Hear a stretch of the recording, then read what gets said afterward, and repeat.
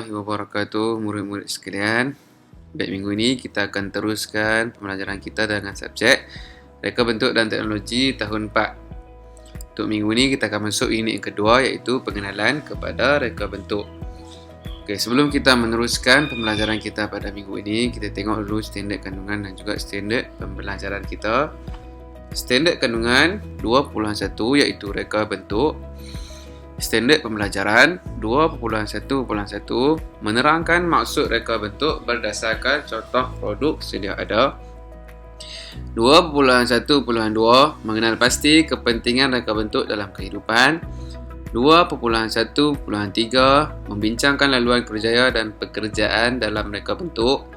2.1.4 menghuraikan apresiasi reka bentuk di persekitaran. 2.1.5 memperihalkan penggunaan elemen dalam reka bentuk. Baik, ini adalah 5 tajuk besar yang kita akan belajar untuk pembelajaran kali ini. Jadi murid-murid bolehlah tengok dalam buku teks muka surat 14 hingga 23. Baik, yang pertama kita akan masuk apakah reka bentuk. Reka bentuk bermaksud corak atau bentuk sesuatu produk yang direka. Berbagai reka bentuk produk dibuat untuk memenuhi cita rasa pengguna. Baik, di sini kita boleh tengok contoh reka bentuk. Yang pertama iaitu reka bentuk gelas. Kamu boleh tengok reka bentuk gelas dicipta dengan pelbagai bentuk. Yang kedua ialah reka bentuk pakaian. Jadi untuk lelaki ada reka bentuknya dan juga untuk perempuan pun ada reka bentuk yang tersendiri. Yang ketiga kita tengok iaitu reka bentuk kuih. Kuih pun dicipta pelbagai kuih dan juga pelbagai reka bentuk yang ada. Okay, seterusnya yang kedua kita akan tengok pentingnya reka bentuk. Kepentingan reka bentuk. Setiap reka bentuk mempunyai kepentingannya dalam kehidupan. Antara kepentingan reka bentuk adalah seperti berikut. Kamu boleh tengok yang pertama, memenuhi keperluan dan kehendak yang berbeza. Okay, kamu boleh tengok gambar yang belah kiri ni. Di sini gambar purse ataupun dompet yang dicipta untuk diletakkan duit. Jadi reka bentuk pun dicipta mengikut reka bentuk yang sesuai untuk kita letak duit. Jadi belah kanan ni pula diciptakan beg untuk kita letak buku. Jadi reka bentuknya sesuai untuk kita letak buku. Okay, yang kedua, membantu kerja dan memudahkan urusan. Di sini kita boleh tengok mesin untuk buat kopi. Jadi sangat-sangat membantu kerja dan juga memudahkan urusan kita untuk kita buat kopi dengan mudah. Yang ketiga, menjimatkan masa. Dekat sini kamu boleh tengok kereta api ni. Kereta api ni sangat laju dan reka bentuknya diciptakan sesuai dengan kelajuannya untuk menjimatkan masa. Okey. Dan yang keempat, memberikan pelbagai pilihan mengikut terasa, kemampuan dan gaya hidup. Jadi di sini kamu tengok ada banyak gambar kasut. Jadi diciptakan reka bentuk tu mengikut cita rasa masing-masing. Nak yang pakai tinggi ke, yang tumit tinggi sikit ke. Dan juga kemampuan ni maksudnya dari segi fabrik yang kita guna tu, sama ada kulit mungkin akan mahal sikit, ada yang guna yang murah sikit, ikut kemampuan. Dan juga gaya hidup ni adalah contohnya pekerjaan kamu di bendang. Jadi bendang tak sesuai lah kalau pakai kasut kulit. Jadi ada reka bentuk kasut yang sesuai dengan gaya hidup kita. Okey, seterusnya yang ketiga, kerjaya pilihan saya. Kemahiran reka bentuk menyediakan laluan kerjaya dalam pelbagai bidang. Jadi reka bentuk ni bila kamu belajar reka bentuk, dia akan ada kerjaya yang sesuai untuk orang yang duduk dalam bidang reka bentuk ni. Yang pertama iaitu pereka grafik. Okey, pereka grafik ni kerja dia adalah mencipta reka bentuk grafik melalui kaedah digital.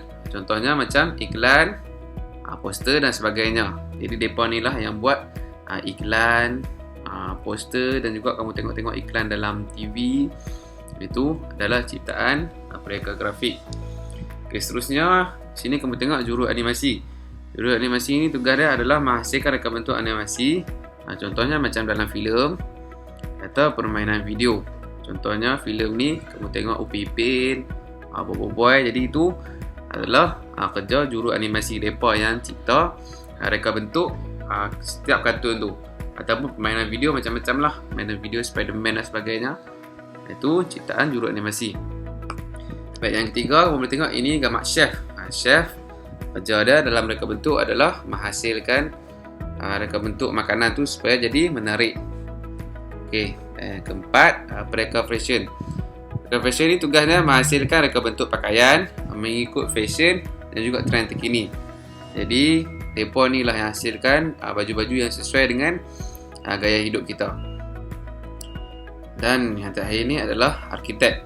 Arkitek ni kerja dia merancang dan mencipta reka bentuk bangunan yang akan dibina. Mereka ni akan rancang macam mana bangunan tu, dan mereka akan cipta reka bentuk bangunan tu yang akan dibina nanti. Ini adalah kerja arkitek. Seterusnya yang keempat, apresiasi reka bentuk. Okey, apresiasi reka bentuk merupakan penghargaan terhadap reka bentuk yang telah dihasilkan. Kita perlu menghargai setiap reka bentuk produk di sekeliling kita. Apresiasi ini bermaksud penghargaan. Okey, kita boleh tengok dekat sini ada gambar botol air. Okey, botol air ni diciptakan mudah untuk kita. Contohnya yang pertama, reka bentuk penyedut memudahkan untuk minum. Jadi kamu boleh tengok botol air ni ada, contohnya ada straw. Straw ni tujuannya untuk memudahkan kita minum. Okay, di sini reka bentuk silinder supaya mudah disimpan. Jadi bentuk silinder bulat memanjang ni mudah untuk kita simpan, contohnya dekat tepi beg untuk bawa ke mana-mana. Dan juga yang ketiga, saiz yang mesra pengguna. Saiz tak besar tak kecil, sesuai untuk kita bawa ke mana-mana. Itu adalah apresiasi reka bentuk yang telah diciptakan. Jadi kita kena hargai. Okey, dan seterusnya yang terakhir adalah elemen dalam reka bentuk. Idea untuk menghasilkan suatu produk adalah dengan menggabungkan beberapa elemen. Antara elemen dalam reka bentuk adalah seperti berikut. Yang pertama ialah garisan. Okey, terdapat berbagai jenis garisan. Setiap garisan mempunyai fungsi tersendiri. Jika garisan berubah, rupa dan bentuk bangunan akan berubah. Kamu boleh tengok kat sini ada gambar bangunan. Jadi setiap bangunan ni ada garisan yang tersendiri. Dia ada fungsi sendiri. Kalau garisan tu berubah, rupa dan bentuk pun akan berubah. Kamu tengok kat sini gambar bangunan ni macam-macam jenis design dia. Jadi dia ada fungsi garisan yang diciptakan tu. Seterusnya yang kedua ialah rupa. Rupa merupakan permukaan yang mempunyai garisan luar sebagai sempadan. Kamu boleh tengok kat sini ada dua jenis, rupa geometri dan juga rupa organik. Seterusnya yang ketiga iaitu bentuk. Bentuk ialah objek yang mempunyai ruang, isi padu dan mempunyai lebih daripada satu permukaan. Jika bentuk berubah, ruang, isi padu dan permukaan juga akan berubah. Boleh tengok kat sini, ini adalah gambar tekor. Jadi bentuk ni benda yang ada ruang, ada isi padu dan juga lebih daripada satu permukaan. Boleh kata gambar bentuk tu adalah bentuk 3D. Jadi kalau bentuk tu berubah, ruang dalam tu berubah, isi padu berubah dan juga permukaan pun akan berubah. Boleh tengok tekor ni ada yang panjang reka bentuk dia, ada yang bulat. Jadi ruang dia akan berubah, isi padu dalam tu akan berubah, permukaan dia juga akan berubah kalau bentuk tu berubah. Seterusnya yang keempat ialah tekstur. Tekstur pada objek dapat dilihat atau disentuh seperti kasar, licin, kesat, halus, lembut dan berkilat. Boleh tengok contoh Ustaz bagi dua di sini. Yang atas ni adalah tekstur kasar iaitu tar. Tar memang tekstur yang kasar.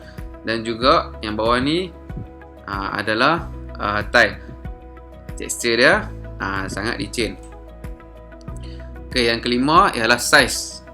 Saiz boleh dilihat dengan membuat perbandingan antara dua benda, iaitu besar atau kecil. Boleh tengok kat sini gambar bola.